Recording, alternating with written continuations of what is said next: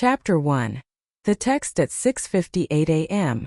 I want you to picture something very specific. It is 6:58 on a Saturday morning in October. The light is still thin, that pale, watery kind that comes in sideways through kitchen windows in autumn. You are standing at your kitchen counter in a cream linen shirt and black catering trousers, and your travel mug is already filled with coffee, and your phone is face up on the granite beside it. You have been awake since 5:15. You have reviewed the day's prep manifest. You have confirmed 3 text messages from your team lead. You have eaten half a piece of toast. You are, by every measure, a woman who is ready for her day. And then your phone lights up. It's your sister Petra. Just a screenshot with no caption. No words at all. Just a photo dropped into a message thread as if she wasn't sure what language to use to hand me what she was handing me. The screenshot is from the Harlow Social, a local lifestyle blog. One of those glossy little publications that cover charity galas and ribbon cuttings and, apparently, weddings. The headline reads, "A garden wedding at the Whitmore estate. James and Celeste's perfect October ceremony." The photo below the headline shows a man I know very well. He is standing at an outdoor altar strung with white roses and eucalyptus. He is wearing a gray suit. A very nice one, actually, slim cut, probably Rice or Ted Baker. And he is holding both hands of a woman I have never seen in my life. The woman is smiling. She looks radiant. She is wearing an off-shoulder gown with a cathedral train. The man holding her hands is my husband. His name is James Calloway. We have been married for 4 years and 3 months. We share a mortgage on a townhouse in Millhaven. We file joint tax returns. We have a joint savings account, a shared car insurance policy, and as of 5 months ago, a catering contract with the Whitmore estate, booked under the bride's family name, which is Beaumont. I looked at the photo. I looked at my travel mug. I looked at the keys to my van, which were hanging on the hook beside the door. And I thought very clearly, well, that explains the August weekend he said was a bachelor trip to Edinburgh. Here is what some people would have done in that moment. I understand the impulse. I have enormous compassion for it. Some people would have called. Some people would have screamed. Some people would have sat down on the kitchen floor and stayed there for a while. I did none of those things. I picked up my phone, pulled up our booking system, cross-referenced the guest count on the Beaumont event, confirmed it matched the estimated attendance in the article, noted the ceremony start time of 2 p.m., and texted my assistant Rhea, running 5 minutes behind. Hold the briefing. Then I got in the van.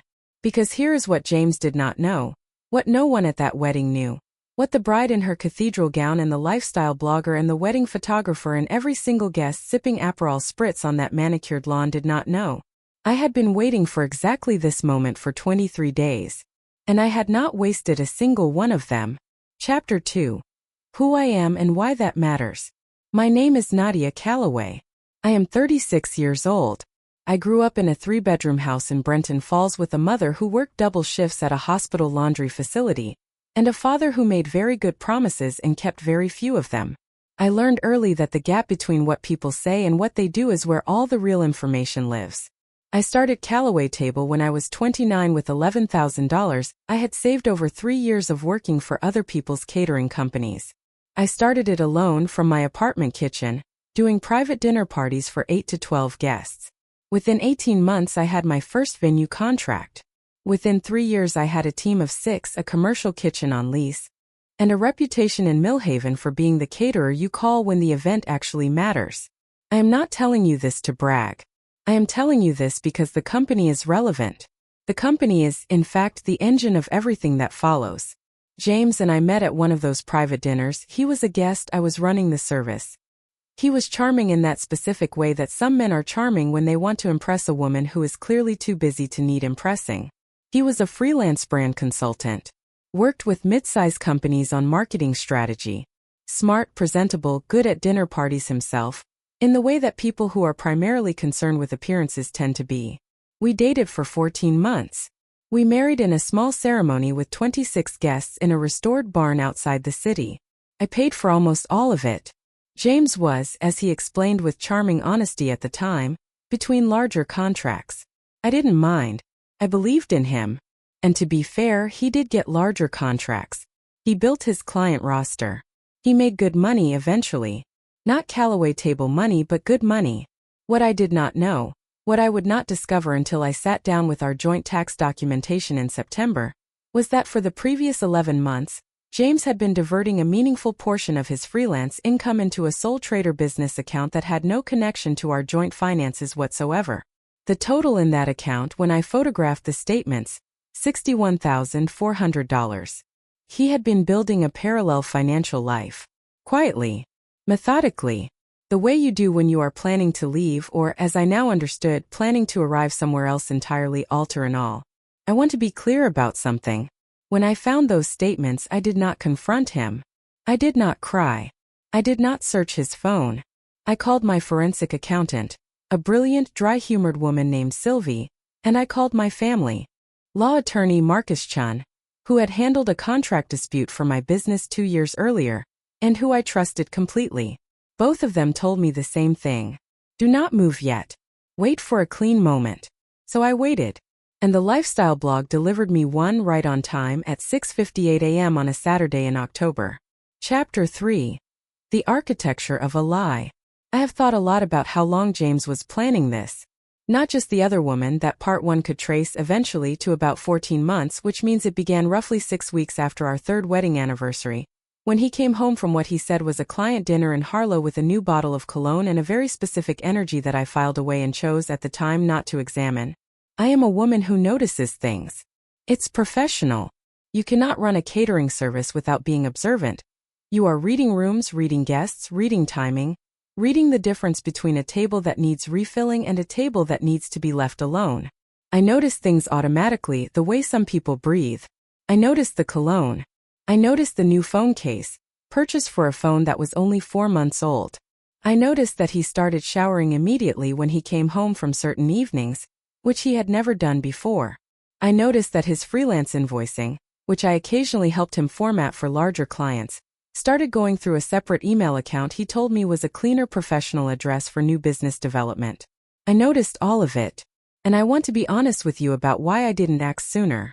It wasn't naivety. It wasn't love making me blind. It was something more complicated and less comfortable. I had built a very good life on the assumption that I was a good judge of people. To admit what I was seeing meant admitting that I had been wrong about someone I had chosen to trust. That is a harder thing to sit with than it sounds. But let me give you the concrete moments. Because the abstract is never as useful as the specific. Incident 1. 7 months before the wedding, James told me he needed to travel to Glasgow for a week-long brand consultation with a client launching a hospitality group. He showed me the project brief. I remember it had a logo with a wave design. I helped him print the itinerary. He was gone for 6 days.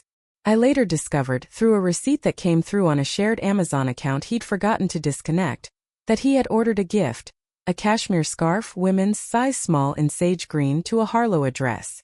At the time I found the receipt, I couldn't attach a name to the address. I kept the screenshot. I kept all the screenshots. Incident 2. 4 months before the wedding, he asked me very casually, over pasta on a Tuesday night, whether I had ever thought about what would happen to Callaway table in a restructure scenario. I told him I didn't know what he meant. He said he'd been thinking about business continuity, about whether sole trader structures were actually the most protective setup for a company at my level. He suggested I speak to a new accountant he'd been in touch with, someone who could look at the business from a fresh angle. I told him my accountant was perfectly adequate. I did not tell him that his suggestion had sat very badly with me for reasons I couldn't fully articulate yet. I called Sylvie the next morning and told her to run a full asset review on everything with my name on it. That call saved me a significant amount of money, because what Sylvie found 6 weeks later while running that review was the sole trader account. James had opened it 11 months prior under his own name and ABN. He was depositing irregular amounts, sometimes $2,000, sometimes $4,500, once a deposit of $9,200, on no consistent schedule, which is exactly how you avoid triggering automated alerts in joint account monitoring. He was not stupid. He was careful. He had done his research. What he had not accounted for was that I had done mine too. Incident 3. 3 weeks before the Whitmore wedding, 2 days after I received Sylvie's full report, James told me he was going to be in Harlow for a venue consultation that Saturday. He said. A new client in the event space who needed him on site. He said he'd probably be back by 7 or 8. He kissed me on the cheek on the way out the door. He was wearing the gray suit. I stood at the kitchen window and watched him drive away. And then I called Marcus-chan and told him I had everything I needed. Marcus told me to wait just a little longer. One clean, public, documented moment, he said. Something that closes every door he might try to walk back through. I agreed. I waited. 23 days later, my sister sent me a screenshot, and the waiting was over. Chapter 4. The Whitmore Estate.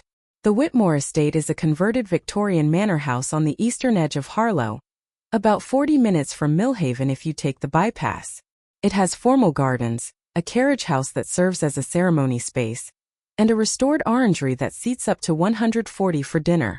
I know this because I had catered there twice before the Beaumont booking. I knew the layout. I knew the loading entrance, the kitchen configuration, the service corridors, and the fact that the manager, a fastidious man named Graham, appreciated punctuality above almost any other quality. I arrived at 10:14 a.m.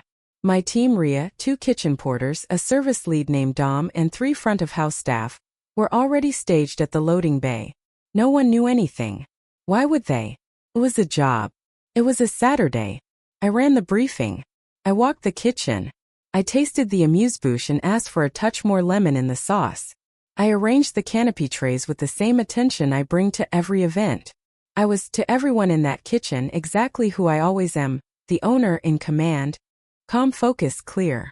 What they didn't know was that at 11:03, while I was standing in the orangery reviewing the table layout, I watched through the tall glass panels as a gray car pulled up on the gravel drive, and James Calloway stepped out. He was laughing at something. Head thrown back, hand on the door of the car. He was happy. Genuinely, visibly, completely happy. In a way that I realized standing there with a clipboard in my hand, I had not seen him be in quite a long time. I turned back to the table plan and made a note about the spacing between chairs at table 7. The ceremony was held in the carriage house at 2 p.m. I did not attend it. My team and I were plating the first course. I heard the music, a string quartet doing something I later identified as Eric Satie, floating across the courtyard. I heard at some point faint applause. They were married, I understood, at approximately 2:34 p.m. Service began at 4. The drinks reception in the garden. The canapés went out perfectly. 3 varieties past service, no errors. I was circulating through the kitchen when Dom came to find me at 5:15. There's a guest asking to speak to the caterer, he said. Table of honor. Mother of the bride. I smoothed my jacket. I walked out. The mother of the bride was a well-dressed woman in her early 60s named Margaret Beaumont. She had the kind of composed warmth that comes from a lifetime of being the person who holds things together. She wanted to tell me personally that the canapés were extraordinary. She said her daughter had been worried about the food, and that she could now tell her daughter she had absolutely nothing to worry about. I thanked her. I told her it was my pleasure. I meant it entirely. What I did not say, as I stood in the Whitmore orangery making polite conversation with the mother of the woman my husband had just married. Your new son-in-law has $61,000 in a hidden account that is currently the subject of an active forensic review, and is about to appear on an asset disclosure filing in family court. I smiled warmly. I returned to the kitchen. I plated the mains. The incident happened at 7:47. I know the exact time because I checked my phone immediately after. I was walking toward the service exit, coat over one arm, keys in hand, at the end of a 9-hour shift. The corridor between the orangery and the back staircase is narrow, and there is a single light fixture overhead, one of those warm Edison-style bulbs. I turned the corner and nearly walked into him. James. He was on his phone. He looked up. I watched the color drain out of his face in real time. I have seen shock before. I've worked enough events to have seen every kind of human reaction, but I have never seen a person go that particular shade of pale so quickly. It was almost medically impressive. He said. Nadia. Not what are you doing here? Not I can explain. Just my name. Like a question and an apology and a confession all collapsed into 2 syllables. Of an active forensic review, and is about to appear on an asset disclosure filing in family court. I smiled warmly. I returned to the kitchen. I plated the mains. The incident happened at 7:47. I know the exact time because I checked my phone immediately after. I was walking toward the service exit, coat over one arm, keys in hand, at the end of a 9-hour shift. The corridor between the orangery and the back staircase is narrow, and there is a single light fixture overhead, one of those warm Edison-style bulbs. I turned the corner and nearly walked into him. James. He was on his phone. He looked up. I watched the color drain out of his face in real time. I have seen shock before. I've worked enough events to have seen every kind of human reaction, but I have never seen a person go that particular shade of pale so quickly. It was almost medically impressive. He said, "Nadia." Not "what are you doing here?" Not, "I can explain." Just my name. Like a question and an apology and a confession all collapsed into 2 syllables. I looked at him for a moment. I took in the gray suit, the white boutonniere that was still pinned to the lapel, a small white ranunculus I noticed, which is a detail that has stayed with me. I took in the expression on his face, which was a very specific combination of guilt, terror, and the particular humiliation of being caught by someone who, it was now clearly apparent, had not been caught by anything. Who was entirely, utterly in control. I said, "Lovely venue. Graham runs a very tight ship." And I walked past him, out the service door, and across the gravel to my van. I sat in the driver's seat for 90 seconds. Not crying. Not shaking. Just sitting with the absolute crystalline clarity of a woman who has been waiting 23 days for a moment and has now received it. Exactly as planned, gift-wrapped in a gray suit and a white ranunculus boutonniere. Then I started the engine and drove home. Chapter 5. What I had been building. Let me take you back to the September evening when everything changed. It was a Tuesday. 3rd week of September. James was out, a client dinner he said, in the city.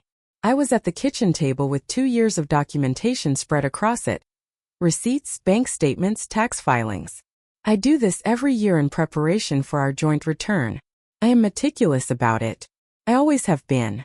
It is actually one of the things James used to say he loved about me early in the marriage. "You're so organized, Nadia, you make everything run." Yes, I do. It turns out that works in more directions than he anticipated. I was cross-referencing his freelance income declarations against the deposits into our joint account when I noticed a gap. Not a dramatic gap. Not a blinking red flag. A quiet gap, the kind you only see if you're looking at figures with the precision of someone who has built a company from nothing and therefore understands exactly what numbers are supposed to say. Over a 9-month period, James had declared freelance income of approximately $143,000. Our joint account showed deposits of approximately $81,600.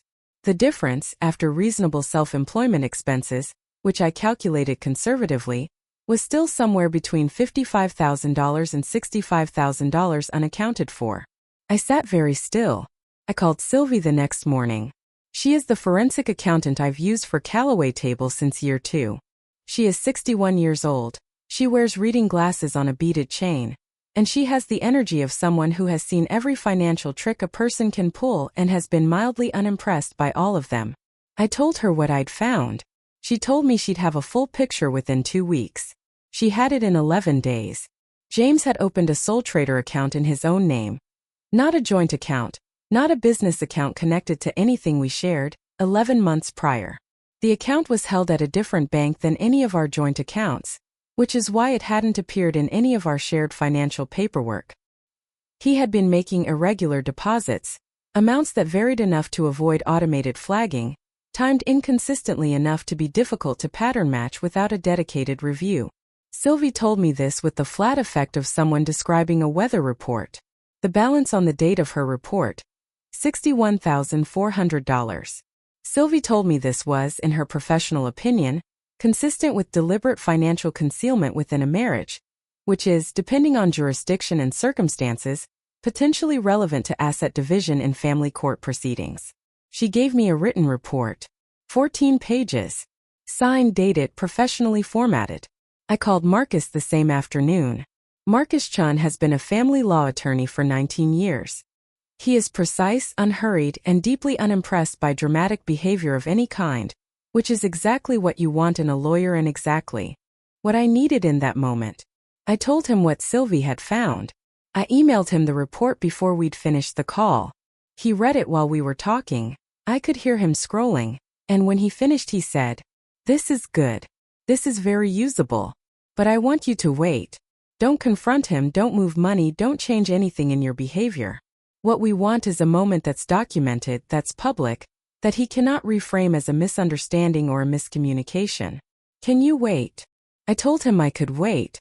What I did during those 23 days while waiting was this. I photographed every bank statement Sylvie had sourced, all 14 months of them. I made copies of our joint mortgage documents, our shared savings account history, our joint tax returns for 3 years.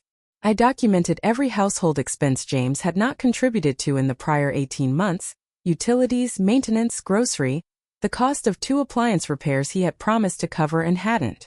I calculated the percentage of Callaway table revenue that had flowed into our joint household across 4 years of marriage. And I reviewed every catering contract currently active in our system. The Beaumont booking, Whitmore Estate, October 14th, full reception service, estimated 130 guests, balance owing $14,800, had been in our system since May. Booked under the bride's mother's name. Paid in 2 installments, both via personal bank transfer, both clean. The second installment had come in 3 weeks prior. I ran the payment details. The transfer reference on the second payment read, Beaumont/Whitmore Final. I did not connect it to James until 6:58 a.m. on the day itself. I genuinely had not known. The name Beaumont meant nothing to me. But the moment I saw it, the moment the lifestyle blog photo and the booking reference clicked into place, I understood the full shape of what had been happening. James had booked his own wedding reception through my company. Whether Celeste Beaumont had chosen us specifically, or whether this was a coincidence that James had simply failed to flag because flagging it would have required admitting to me that he was getting married, I don't know. I have never known. In some ways I don't need to. What I needed was exactly what I had. A paper trail, a signed contract, a service record, a professional witness in the form of my entire team, and a husband who had just watched me run his wedding reception with complete serenity, and then walked past him in a service corridor with the composure of a woman who had been holding 4 aces for 23 days. Marcus sent me a message at 9:17 that Saturday evening. "How did it go?" I replied, "Clean moment. Filing Monday." He replied, "Perfect." Chapter 6. The Quiet Machinery of Monday Morning, October 16th, 9 a.m. I was in Marcus's office when his paralegal filed the initial divorce petition. I was wearing a navy blazer and I had a flat white from the coffee place on the ground floor of his building. I was calm. I had slept adequately. I had fed my cat. I was, by every visible measure, a woman having a normal Monday. The petition cited irreconcilable differences and included a formal request for full financial disclosure, which, in our jurisdiction, requires both parties to declare all assets, accounts, income sources, and financial interests within 28 days of service. Sylvie's 14-page forensic report was attached as supporting documentation. The hidden account was identified by name, account number, and institution. The full $61,400 was listed as an undisclosed marital asset. James was served at 11:42 a.m. by a process server who found him at his home office address, which is to say our shared townhouse, where he had apparently returned the previous night. I was not there when the papers arrived. I had stayed at my business partner Ria's apartment on Sunday evening. I had told her only that I was going through some things and needed a night away. She didn't press me. Ria is, among other qualities, a woman who understands when to ask questions and when to simply make up the sofa bed and put a good bottle of wine on the counter. I am told by Marcus, who spoke to James's hastily retained attorney the following day, that James's initial response upon being served was to call me 17 times between 11:50 a.m. and 1:15 p.m. I had 17 missed calls when I came out of a lunch meeting at 1:20. I saw them. I sent one text. All communication through Marcus Chen's office from this point. His number is on the petition. Thank you. Then I blocked his number.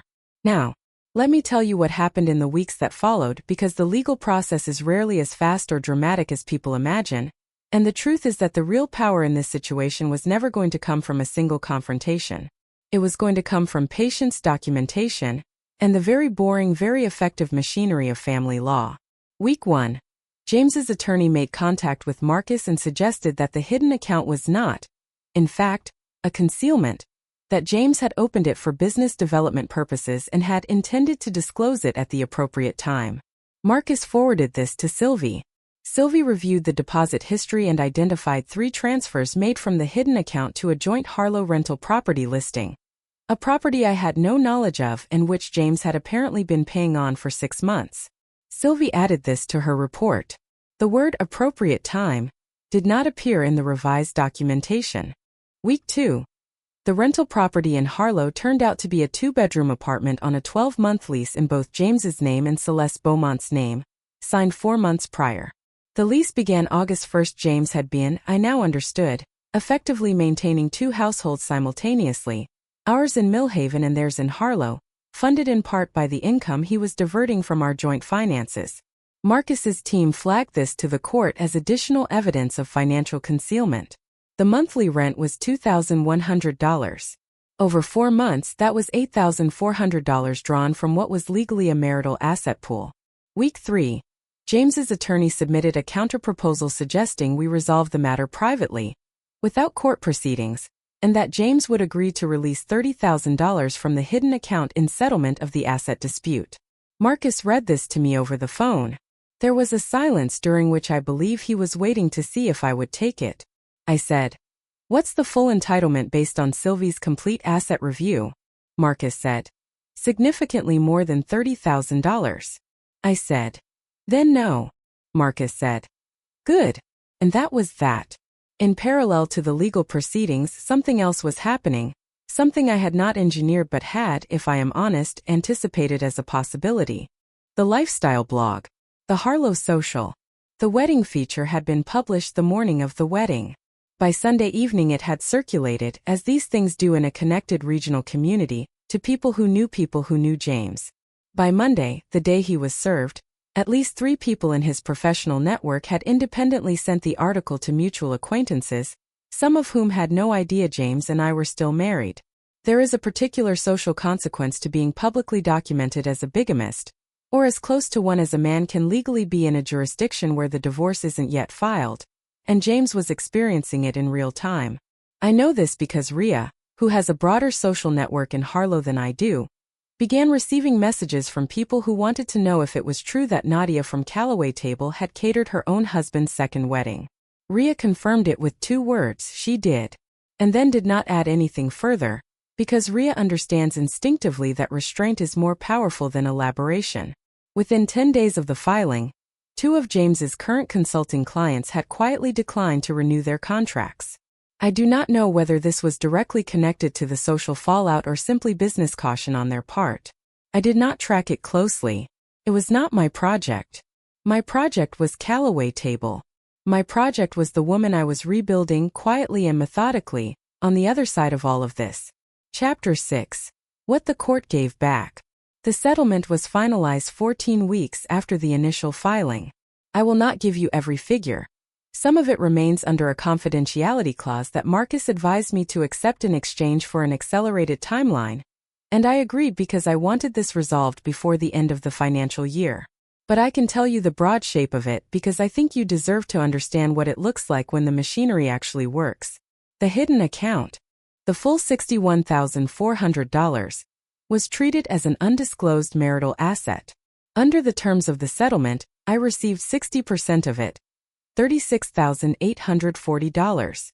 This was on top of my full equity in the jointly owned townhouse, which we agreed to sell, with the proceeds split 70-30 in my favor, that 30% adjustment being the court's acknowledgement of the rental property expenditures James had made without my knowledge. The Callaway Table contract with the Whitmore estate, including the $14,800 balance on the Beaumont wedding, was settled in full. James's attorney, in one of the more spectacular miscalculations of the entire process, suggested that the catering invoice might be disputed on the grounds that I had failed to disclose a conflict of interest in continuing to service the event. Marcus submitted the full communication record, every email, every payment confirmation, every service brief, and pointed out that I had been entirely unaware of the connection at the time of booking, that I had fulfilled every contractual obligation to a professional standard that the client had confirmed in writing, and that James had in fact benefited from my company's services on what was documented as a fraudulent social event. The dispute was withdrawn within 48 hours. The Harlow apartment lease was not my concern legally, and I made no claim on it. James and Celeste Beaumont or Calloway or whatever name she was using were welcome to it. I genuinely wished them the friction of a 12-month lease they had signed at the height of a romance and now had to inhabit in the aftermath of a very public exposure. That was consequence enough on that front. What I will tell you is this. When the settlement document was signed, and the funds were transferred, and Marcus sent me a message that reads simply, "Done. Congratulations," I was sitting in my commercial kitchen at 7 in the evening. My team had gone home. I had a glass of water and half a baguette left over from a product test we'd done that afternoon. The kitchen smelled like herbs and pastry and industrial cleaner, which is my favorite combination of smells in the world because it smells like mine. I read Marcus's message. I put my phone down. I ate the rest of the baguette. I went home. There was no moment of triumph. No urge to post anything, to tell anyone, to mark it in some visible way. It was just done. And the quiet that came after it was not the quiet of loss or emptiness or the aftermath of something terrible. It was the quiet of a door closing cleanly on well-oiled hinges that had been standing open and drafty for a very long time. Some people asked me afterward whether I was angry, whether I had cried, whether I hated him. The honest answer is, I spent 23 days converting what might have been anger into documentation. And the documentation did everything anger would have done better, faster, and with legal standing. Chapter 8: What I Know Now. It is late November as I tell you this story. The commercial kitchen is in its pre-holiday preparation phase. We have 14 events booked between the 1st and 23rd of December, including a corporate dinner for 200 that I'm genuinely excited about because the brief is extraordinary. Rhea is running daily production briefings. Dom has developed a new canopy that I think might become a signature. The company is, by any measure, the best it has ever been. I want to tell you something about what I learned. Not a lesson. I am suspicious of people who reduce hard experiences to clean lessons too quickly, as if suffering is primarily useful as content. What I want to say is more specific than a lesson. I learned that I had known on some level for a long time, and that the reason I had not acted sooner was not weakness. It was a misplaced loyalty to a version of myself that had made a choice and did not want to admit the choice had been wrong. That is very human.